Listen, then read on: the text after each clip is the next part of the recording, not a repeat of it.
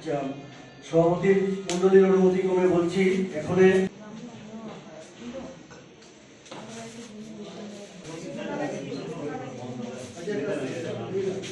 যারা জন্মের পর ডাক্তারের পরামর্শ গ্রহণ করতে পারেননি তারাই কিন্তু বিভিন্ন রকম শারীরিক প্রতিবন্ধকতার বেশি করে শিকার হন।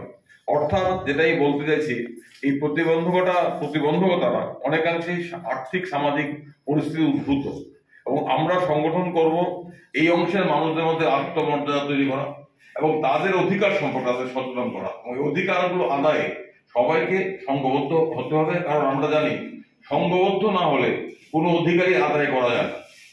আমাদের দেশে 2011 সালে সর্বশেষ জনগণনা বা সেন্সাস হয়েছিল। সেন্সাস হলে একটা সুবিধা হয়, সমাজের বিভিন্ন অংশের মানুষের পরিস্থিতি, আর্থসামাজিক পরিস্থিতি জানা যায়। 2011 সালে যে সেন্সাস হয়েছিল, সেই সেন্সাস থেকে আমরা আমাদের দেশে অন্যভাবে সক্ষম মানুষদের পরিস্থিতি সম্পর্কে কিছুটা ধারণা করতে পারি। সেখানে দেখা গেছে তৎকালীন সময় আমাদের দেশে জনসংখ্যা ছিল 121 কোটি টাকা, এটা 121 কোটি, এখন এটা দাঁড়িয়ে 140 কোটি অতিক্রম করে গেছে। তৎকালীন সময় 121 কোটির মধ্যে প্রতিবন্ধী মানুষ ছিল 2,68,00,000, অর্থাৎ মোট জনসংখ্যার 2.21%।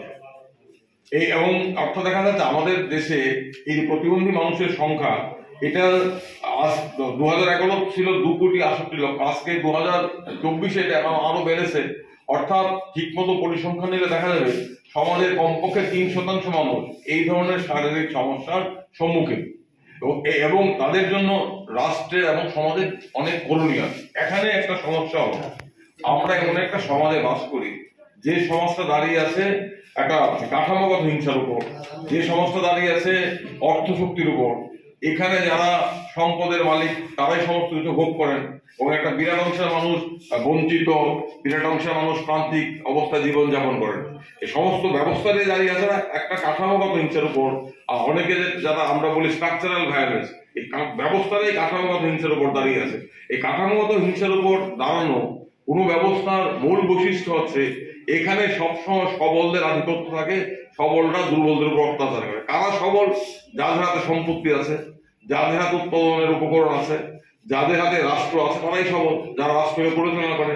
এবং তারা সমস্ত ব্যবস্থাটাকে পরিচালনা করছে অধিকাংশ মানুষের স্বার্থের বিরুদ্ধে। এবং এখানে এই সমাজে এই লোভ, লালসা, পুঁজি, শোষণ নির্ভর সমাজে মানুষের যে মানবিক প্রবৃত্তিগুলো, সুকুমার প্রবৃত্তিগুলো, এগুলো সবসময় ধামাচাপা দেওয়ার চেষ্টা করা। এখানে সবলের উপর দুর্বলের অত্যাচার, এটা